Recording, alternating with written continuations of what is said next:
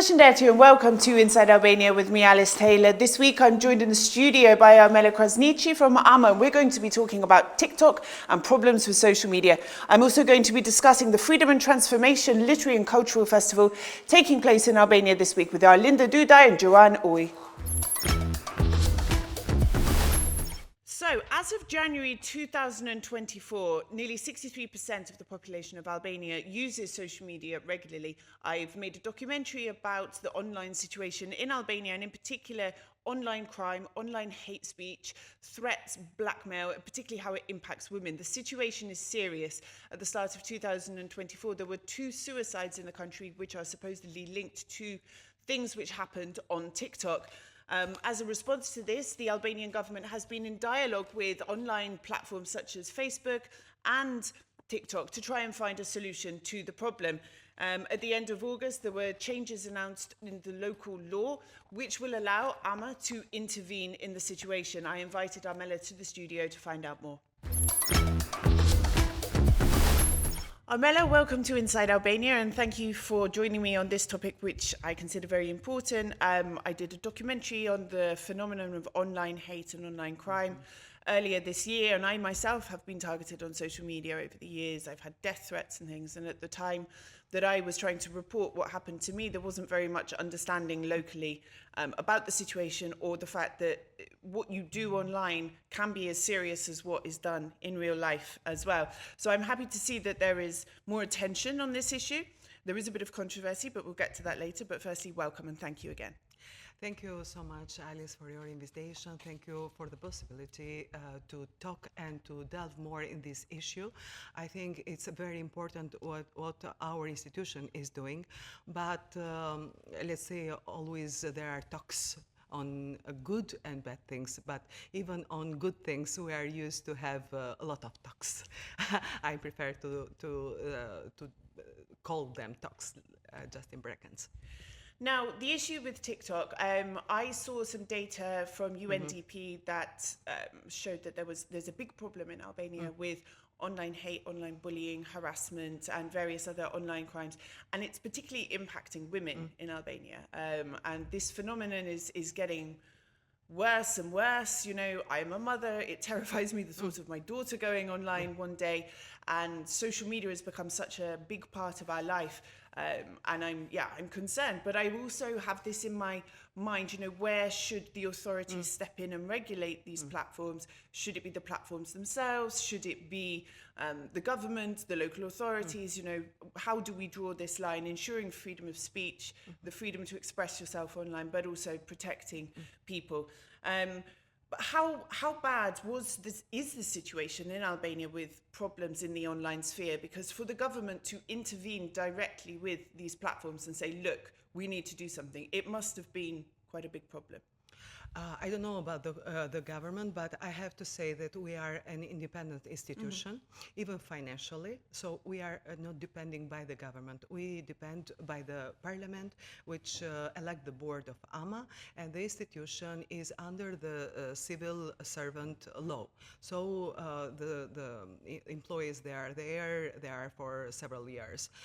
Not only that, but we started this after the parliament approved the EU Directive 2018, which, among other things, has even this change of the law, which is direct for the video sharing platforms. If we say video sharing platforms, probably the public is not understanding what it is.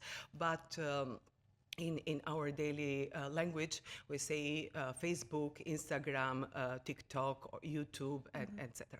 These are the platforms that we are targeted in. It's very important for us to do something.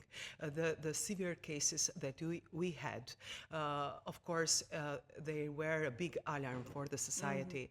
They were a big alarm even for some politicians. I have heard voices saying that we should stop this, we should stop that platform.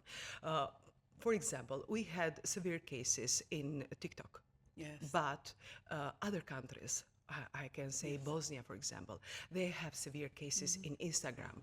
What are you going to do? We have to shut down, to ban every platform. But we are a country that will live under closure. Can we be again under the closure? I don't believe in banning. I believe in education and rules, regulation, self-regulation, co-regulation. EU is doing exactly the same thing. Of course, we are not country of EU, but according to acquis that we have, the Parliament did on fast-track procedure the approving of this law. And after that, it was our duty to implement that law in the daily basis. Of course, it was a very hard job to talk with TikTok and to say to them that we need a co-regulation. Because, yes, they do self-regulation. Self-regulation when it comes to pornography, self-regulation when it comes to hate speech, but not in Albanian. They don't have moderators in Albanian. And that is, you can imagine, TikTok is spread it all over the world. So they can't have moderator in each language. And can you imagine this Albanian, which is a beautiful language, but is not so much spoken. And I don't know, there are 10 million Albanians through the world, or 15, I don't know the numbers, but still is limited. Yes, yes. So we agreed with TikTok, according to our legislation, not more than that, only to our legislation, to have a co-regulation. Let's say to warn them, we have a direct channel with them, and we warn about these issues.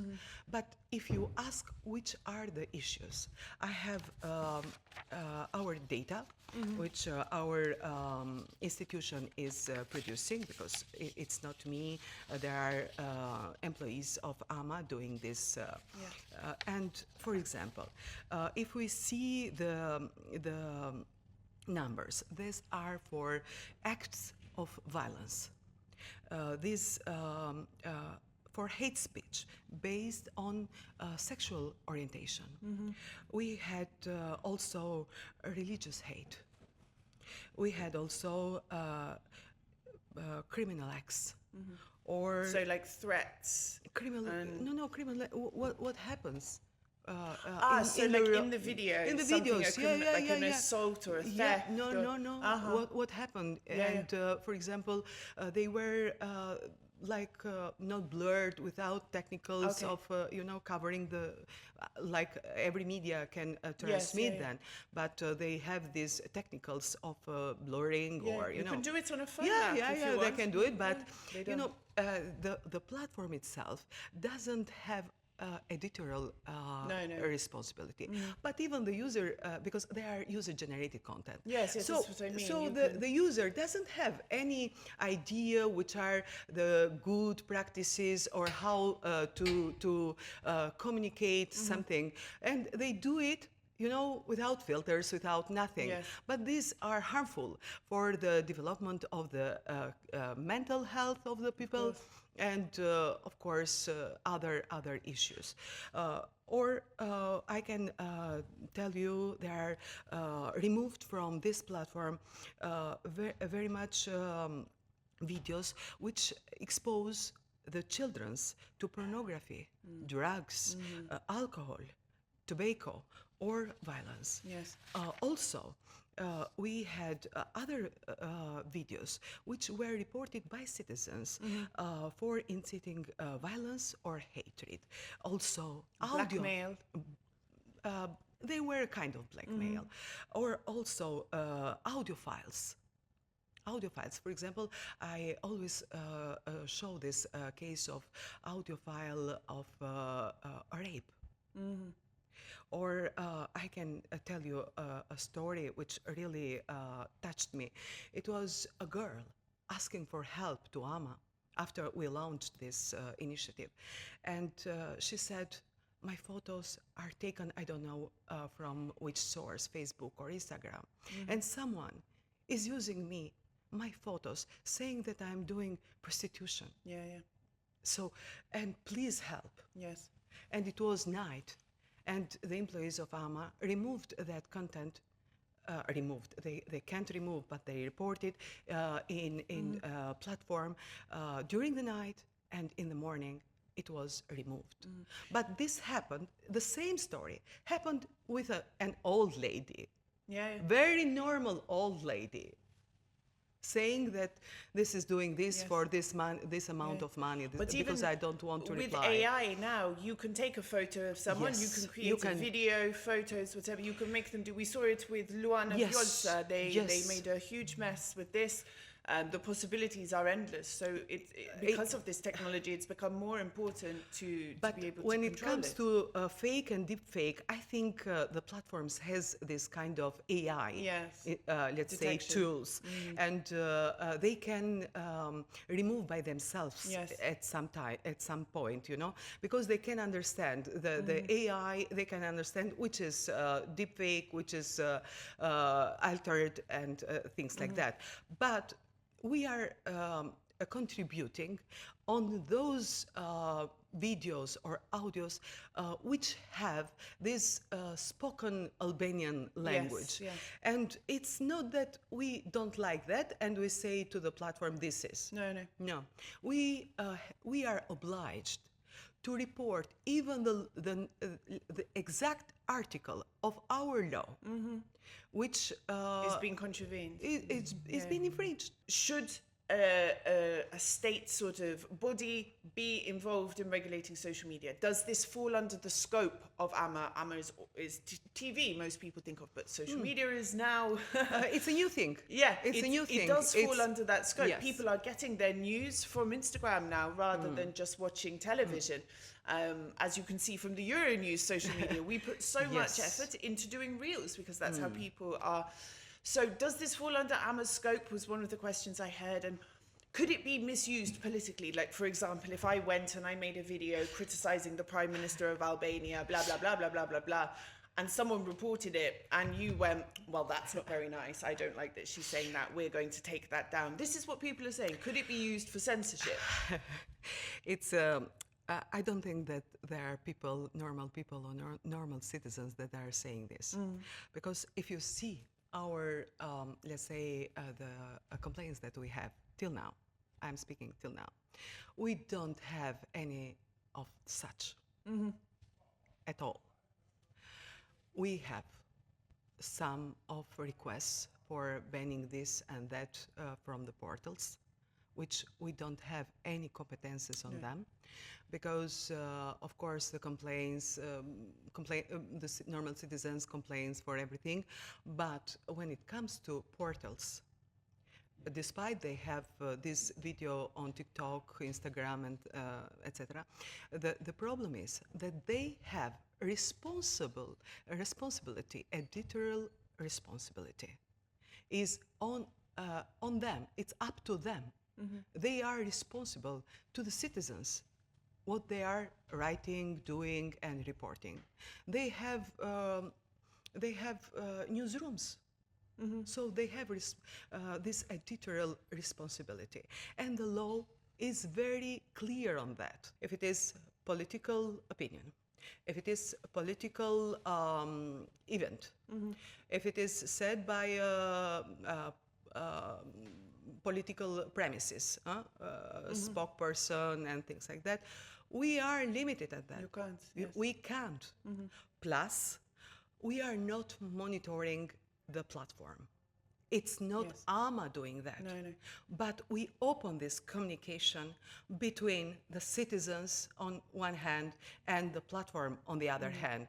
And if you see our data reflect what we consider, because we have a group, it's Council of Complaints. Of course, they are overloaded now, but they are treating every complaint. And after they analyze the content, they see the infringement of the law, and after that, they report to the platform. So if I see something I don't like on TikTok, anything I don't like, I send the link to AMA. AMA will look at it and will assess whether it violates Yes. any of the laws of Albania. Yes. So, and whether it falls within the competencies of AMA. Yes. If it does, then that's we sent to we TikTok, report to TikTok. with the specific part of the law which Yes. you believe has been violated. Yes. And then TikTok will take it down, or they will then assess it No, themselves. no, they don't take it down what we say, because after it will be like AMA being TikTok. It's not that situation. They have their own guidelines. Yes, They of have course. their own policy. So they respect their own guidelines, because they don't want tomorrow to be threatened by the law in the court Yes. or things like that. So they are very careful on that. Yes. It's not AMA banning the videos. It's TikTok. Yes. But we contribute to them, because they don't have this kind of possibility to They don't know monitor the penal codes of Albania. every language of the world. So it's a kind of collaboration that we have, and it's not something new. I am the president of MNRA, which is Mediterranean Regulator Authorities in all the Mediterranean area.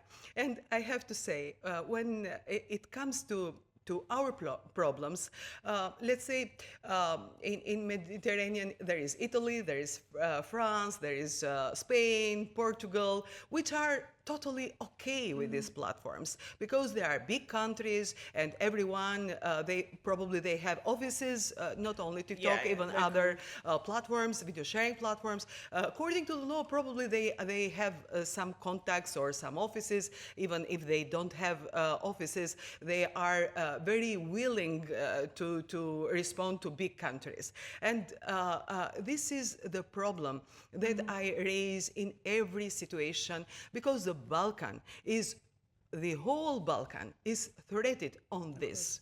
And my initiative, let's say, started with Albania, but in 11th of October, we will have a workshop with TikTok, AMA, and CRCA, which is directed by Altina Azizai. We'll have this workshop. Yeah, we'll have this workshop together in Tirana. But I insisted, and it was the willingness of TikTok to invite the other regulators of the region. And the person in charge, the director of policies of Southeast Europe, thought that this workshop should be replied even in Bosnia. Yes. So it's something that every country should have. Yes, of course. This kind of possibility to communicate with platforms. If you have suspicions about our work, please come in AMA. Please come in AMA. And see how we do. Every video that we removed in collaboration, or TikTok removed because AMA said, is there. We can't share, but everyone can come and see with its own eyes. It's very important, this. Yes. The transparency is the base of this collaboration. And it's very important for us to be transparent with the public. We, every Friday, if I'm not wrong, we publish this kind of data. Yes. Because it's very important for us, for the people, to know what we are doing. And this is my next question. So I've seen the data from the past weeks, but are you able to give me an overview of the data, the most recent data? How many complaints have you had? Yes. How many have been taken down? How many have not? So if it comes to video reported about piracy, we have total reports, which are 809. Blocked videos, let's say, there are 751, and but there are even profiles which are closed after this video reporting, but this is another issue. It's not up to us, it's TikTok for themselves. There are 98 profiles closed which they were doing only piracy. Yeah, yeah. It's so counterfeit, not Yeah. counterfeit, copyright infringement. Yeah, Yes. and in process by TikTok, there are 58 links or videos. Videos reported for harmful content. Complaints received, they are 351. But in violation with the law, there are only 99. So people complain.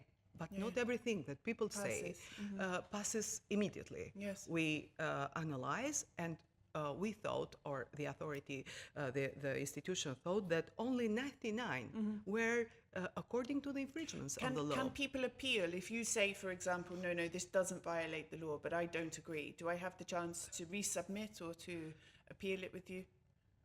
Yes. Yeah, okay. They have it. They have it. They have it. Every decision that AMA makes, it's appealed in the board. Okay. After that, it's appealed in the court. So Okay. it's doable. Plus, we have from 99, there are 92 videos removed from the platform. Plus 2 audio for harmful content. Good. Yeah. So, and there are under review 5 videos. So they want their time. But this data were This shows me that you get a lot of complaints, and Yes. you're it appears you're very careful and selective in deciding course. what goes through, but it also seems that TikTok places quite a lot of trust in AMA as well, because they are sort of agreeing with most of your yes. yeah. So Yes. this seems to be a good, But because we are very careful. of course. We are very, very careful. Very, very careful because we don't want this initiative to be ruined. No, it's But important. because it's up to TikTok. At some point, if they see that we overpass the law, Yes. they will say Yes. goodbye. If they see you're This- using it for political reasons or abusing Yes, it, they will say, abusing, they will say it's enough. yeah, So we don't want no. that position. We have this issue with TikTok, and I think it's going well till now because so far so good. But we have also issues with Facebook. I was going to say, if this works with TikTok, you have a model that can be then Yes. suggested to Meta, who I Yes. understand are tougher or more difficult to. Okay, it's tough, but they have a lot of AI tools. Yeah. Very developed, and probably pornography or other issues, they are not so much as they were previously No. in TikTok. But on the other hand, we have problems of piracy. The absurd goes till at that point. Can you imagine? There is a pirate selling the product of audiovisual pay-per-view platforms. They are selling cheap because they don't produce nothing. And they are even monetizing this. So Facebook or Meta, now it's collaborating in a thief. Yes, In it's because piracy. they take some of the money. Can you imagine? Probably they don't know. Yeah. And they can't know. Because we are the institution which protect this audiovisual product of Albania. Yes. And we have to have a strong, let's say, voice to them. It's our duty. But of course, we started with this platform, which had these severe cases Yes, of that we mentioned during our discussion. Thank you for explaining. It's clearer to me as well now, and hopefully it will be a bit clearer to others. Of course, I think there's always room for civil society and journalists to question these initiatives and to ask the difficult questions and things. But thank you for answering, and I wish you success with it as well. Thank you so much. So on the 21st and 22nd of September, there is a literary and cultural festival taking place in Albania called Freedom and Transformation. Now, this is co-organized between the Albanian author and previous guest on the show, Lea Upi, and Joanne Uy, who is in the UK and has been involved in organizing lots of interesting cultural events there and in other countries in the world. They've decided to come to Albania and organize this beautiful event, which brings incredible speakers from the UK. And as I said, it's taking part as part of British Cultural Week. I'm joined in the studio today by both of them to find out a bit more about the problems to do with literacy in Albania and how events like this can play a part. Alinda, Joanne, welcome to Inside Albania. It's a great pleasure to have you with me today. But let's get started. Alinda, the situation in Albania is that people are simply not reading as much as they used to. I have seen some data from a survey conducted by Euronews in 2022. Almost 75% of Albanians said they had not read a book in the last year, and 78% said they hadn't even bought one. What's causing this problem? Why is this number so high? Yeah, that's right. Actually, of course, we don't read as we used to read, but if we say that, we should mention also the time. I mean, when did it all begin? Because actually, during the communism, here we had the only thing we did is reading books, and people actually. All young generations, but also adults, used to read a lot. But then later, after the 90s, there was also a very, very good period for people reading books, because people were reading books because we were reading the things, or let's say the books that we couldn't read during the communism, that were under censorship, and yes, it was also, that was a nice period, those let's say 15 years. But then later, with the technology, with people going out, going abroad, immigration and stuff like that, step by step it fell this number. But regarding to the what we read, that 75%, this was better than 1 year ago, actually. So when I heard that, because I was here at Euronews when they published this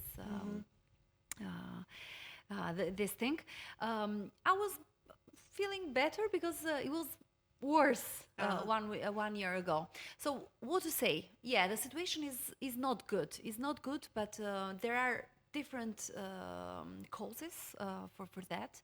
One of them is that the schools, in the schools, it's not done a good work from the teachers or from the people there, so that work with children, and it comes also from families. Because I always tell to the parents, read to your children since they are small, because after that you cannot oblige them to read books.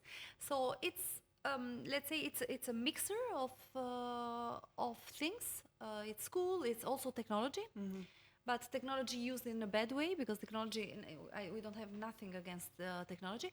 And also the fact that, and we are coming to our thing here, the fact that it's not promoted good, and it's not promoted much.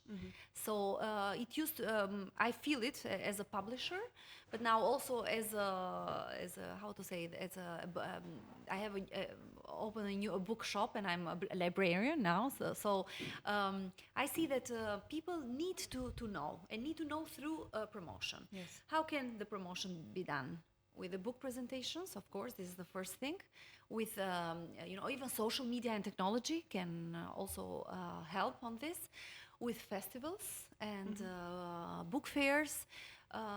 Because it's very important that authors come and talk about, and to come to connection with the readers, and or with the book clubs.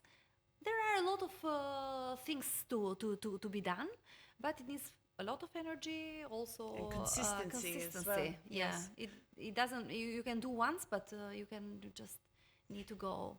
And to not stop, as I try to do, but it's also very, very. It's people cannot do alone. It should be more and more actors all together to try and promote literature.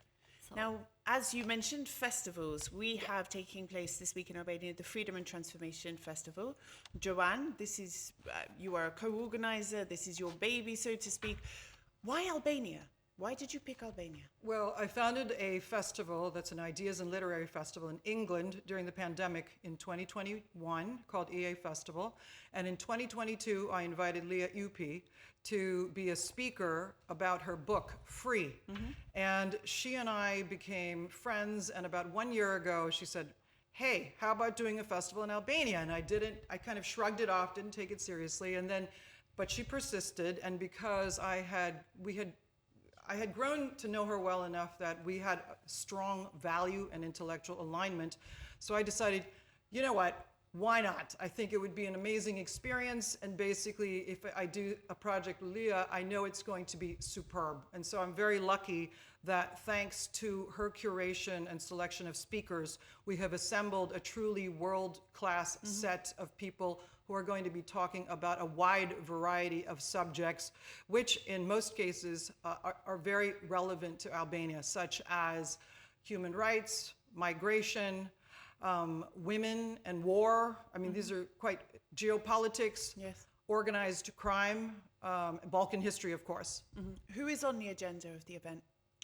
We have Peter Frankopan, Misha Glenny, Noel Malcolm, Christina Lamb. I can tell you also a little bit more about each speaker. So Peter is he's a professor of global international history at Oxford, and he's going to talk about his latest book, which is about environmental climate history in the past several millennia. It's the first book of its kind. Christina Lamb is going to talk about her most recent book, which is about wartime violence against women. Something topical for very, this very region. topical. And she will be interviewed by the new ambassador to Albania, Nicholas Abbott. Misha Glenny is going to talk about, now also keep in mind, he's a Balkan expert who was a wartime reporter from the front lines here. He's going to talk about his newest books, which are about cybercrime and organized crime. We have Shami Chakrabarti, who is a well-known public figure, human rights lawyer, who's going to be introducing her book entitled Human Rights. And that just gives you some insight into the type of festival that we've assembled for the Albanian public. And this is taking place over the course of 2 days in Tirana and in Durrës. What sort of reception have you had so far when promoting the event, like from members of the public? Are people curious? Are they interested seeing these big names? But also I want to ask quickly as well, what was the reaction of the panelists when you said, hey, come to Albania, we're having a literary festival? Were they like, They were incredibly enthusiastic. Yeah, great. I mean, Peter did part of his PhD dissertation about Durrës, for example. Christina Lamb, who I met casually at a talk, when I mentioned it to her, she said immediately, I would love to come to Albania. Amazing. Noel Malcolm, of course, is an expert and an old hand in this country. And Misha is also, I would say, similarly situated. But I think people jumped at the opportunity because Albania is at this incredible inflection. A bit edgy. Yeah, it's at this incredible inflection point in its history. And although economic growth is galloping with tourism, I would say that culturally, and based on the figures that you just cited at the beginning, we need events such as Freedom and Transformation to actually keep, so that for society to keep a pace, to accelerate the cultural development of Albania so that it can actually catch up to its economic development. Yeah, and as Joanne mentioned, I mean, she mentioned Misha Glenny and Noel Malcolm, they are very related to Albania because also the books are translated in Albanian. Great. But also for the other ones, because this is, as this festival is in during the British week, so they are, of course, they are foreigners, they come from England, but this is a way that how we can collaborate in the future for translating their books, but they are also interested in topics that also we are Cultural interested. exchange. So it's a very interesting cultural exchange, and I think there is a lot of interest, and I'm hearing all around people that want to come and want to hear. Of course, the conversations will be all in English, but this will be something. I mean, not very difficult even for people that are not like prose in English. It's So everyone accessible. is invited. But the most important thing that we should have to say is please book the tickets. The tickets Yes. are free, but because we are not, I'm telling this, Joanne, because it's This I'm is a Albanian and crucial I know point. Yes, how I it was is. going This to is a ask. crucial, and Are there tickets left, and how do people get them? it's through there is a link if you go to EA Festival and you find, and you just need to go there and you book, and the ticket comes to you through the email. It's quite easy. It's only a thing that we need to So to you do know how because- many people are because we coming know, and and- yeah, sure. Yes. Yes, Definitely. that was quite a novelty to book tickets. To book so tickets for please us, book yeah. tickets Yes. because actually the demand for this event Will be very we high. expect it's going to be extremely high. Yeah, And I so and we have a fantastic day set for Tirana on Sunday. Yes. Yes. What's the highlights of the event? I mean, let's talk about Sunday in particular. What is going to be the highlight of Sunday for you? Well, I mentioned Peter Frankopan, but also there's going to be a poetry reading by William Sieghart, who is the founder of the UK's National Poetry Day, and he's literally the equivalent of Mr. Poetry for Britain, I would say. And he is the second to last session. Okay. After which we will have Alda Dizdari, who will be performing with a harpist named Camilla Pay, something called Candle in the Wind, which she wrote when she was at the bedside vigil of her father, the composer, during COVID. So I think it will be a beautiful ending to the entire festival. And the last question from you both: What do you want people to take away? What is your aim? What is your goal? How will you sort of see this as a success? But for me, is what I expect from every book promotion is that people know even not only the authors that are already translated and maybe read in Albania, but also these others that are extremely brilliant too. So it's knowing others and hearing to some ideas that maybe, or also finding answers as it's used to be in every book promotion that actually, and also being affected by the beauty of the literature, of the bright minds. So And I think changing this some is of these statistics. and yes, and changes the statistics for sure, and changing mentalities, open our minds. I mean, Joanne? I would say two things. The first thing is I hope that this event can be a template for future such gatherings. So therefore, I hope lots of people will come and enjoy themselves. Number two, I hope, and Leah and I hope, I would say, that this is going to provoke some thought. This is going to be thought-provoking discourse and critical analysis of some of the issues that are on the front burner of the world news today. I wish you the greatest success with the festival. I encourage everybody watching to not attend, but to sign up first and then attend. And thank you very much. All the best. thank you, Alice. That's all for this week. You can watch Inside Albania on our channel, Euronews Albania, on our YouTube channel, or across all major podcasting platforms. Until next week, Mira Pavshim.